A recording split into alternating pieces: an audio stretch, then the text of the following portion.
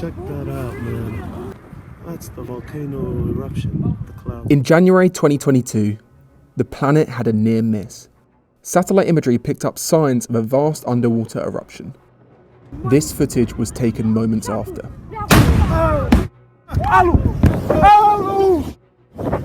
The Hunga Tonga Hunga Haipe eruption was so large, it sent a sonic boom around the world twice, and the internet went bonkers.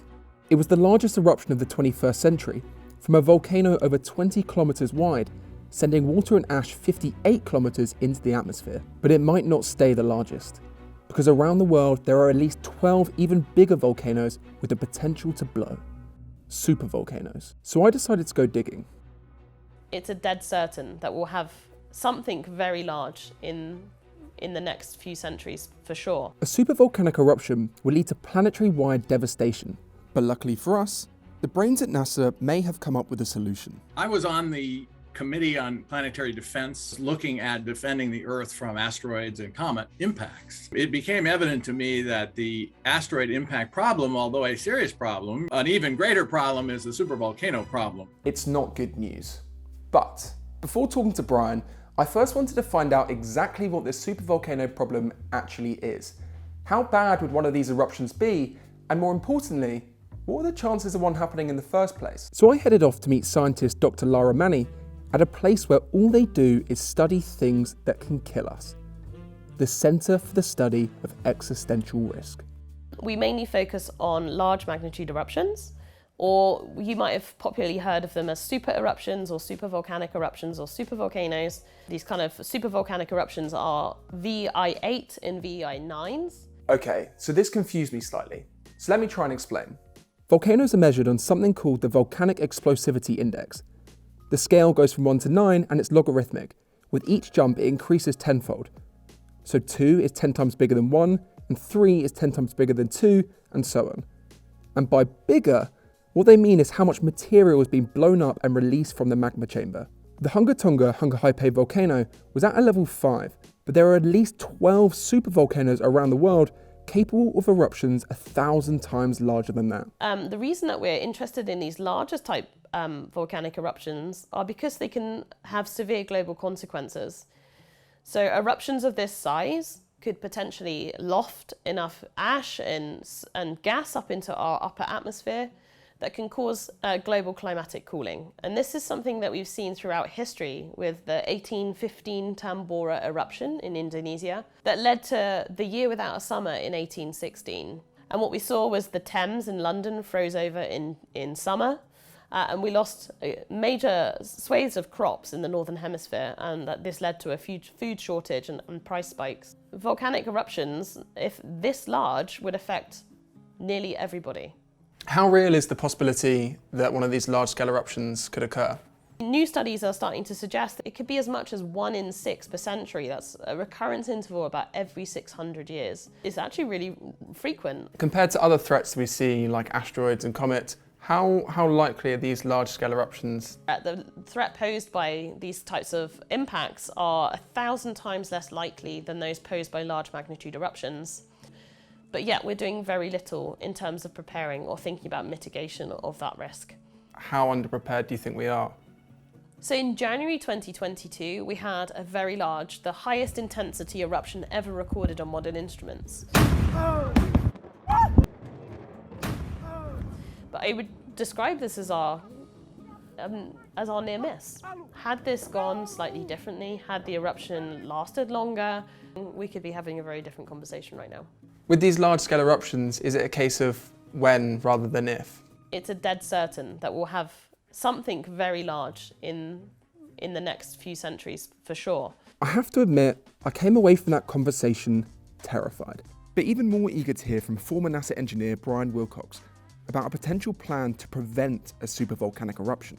So what is it you actually proposed? Well, I proposed that we study the problem to see if there was a way to, an engineering solution that was practical within something that humans might be able to actually do in the relatively near future to prevent a supervolcano from erupting. And we chose Yellowstone as an example. Yellowstone is one of the largest volcanoes on the planet, and a volcano that some believe is due an eruption.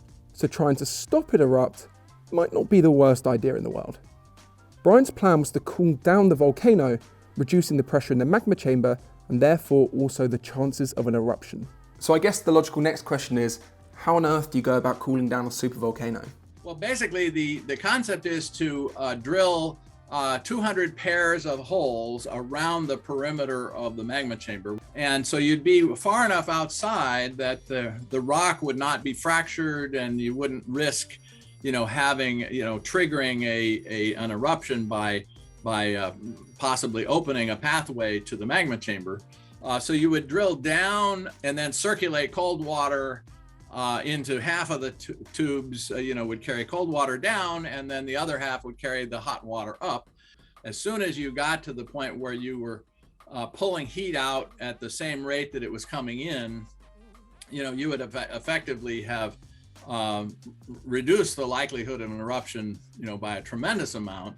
And then eventually, after 50,000 years, you would have cooled the magma chamber off completely. 50,000 years. He says it like it was nothing.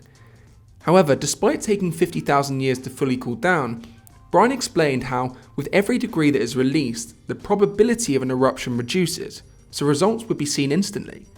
It also got me thinking that if there's that much heat being released, couldn't we harness this for our own purposes? Wouldn't power companies be all over this?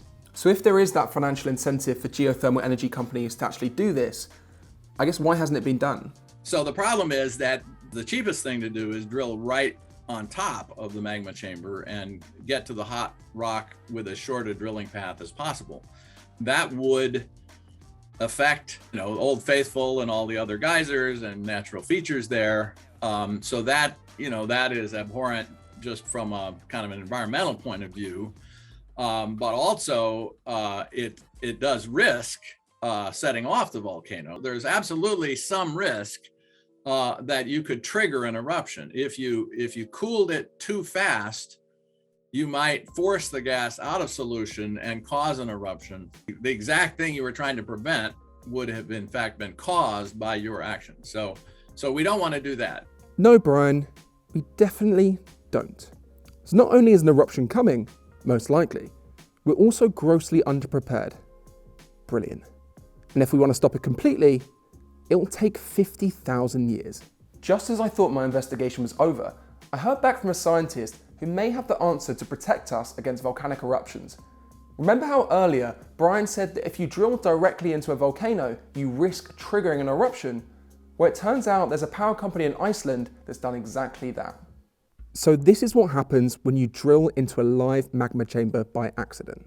This was a serendipitous encounter, so it was not planned for. In fact, with some of the best geophysics that we have in the world, we did not know that the magma would be encountered at 2.1 kilometers. Luckily for them, it didn't trigger an eruption.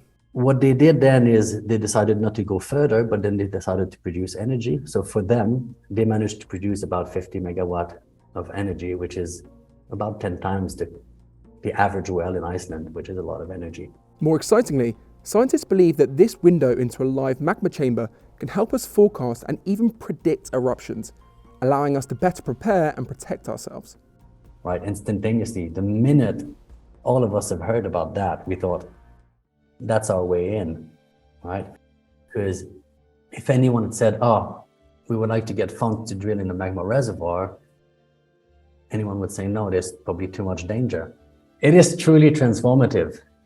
Eventually, if we can actually understand what happened to the magma in situ, we might be also able to predict volcanoes. And that is quite a big word. We don't predict volcanoes. We don't know what's going to happen. Is the ultimate goal to have setups like this one in different places around the world so that we can monitor different types of lava and different types of volcanic activity? Ultimately, what we learned there, essentially, which is how to drill into magma, sample magma, instrument magma, and manipulate magma, needs to be utilized elsewhere down the line. That's one of the goals. But we need to learn to do this safely in one place before we can simply bring that technology elsewhere. Before delving into this, I had no idea how great an issue these supervolcanic eruptions are, and I can't say it isn't worrying that no one denies that one is coming. It is, however, reassuring to know that there are scientists out there actively looking for solutions. Maybe not to stop an eruption, not unless you want to wait 50,000 years, but to help understand them and the risk they impose. I think it's probably the uncertainty that stops people taking it too seriously. At least with an asteroid impact, you can calculate exactly when it's going to hit and then take some action. But it's clear that more needs to be done, but hopefully by making people aware, it might shed some light on this potentially existential risk.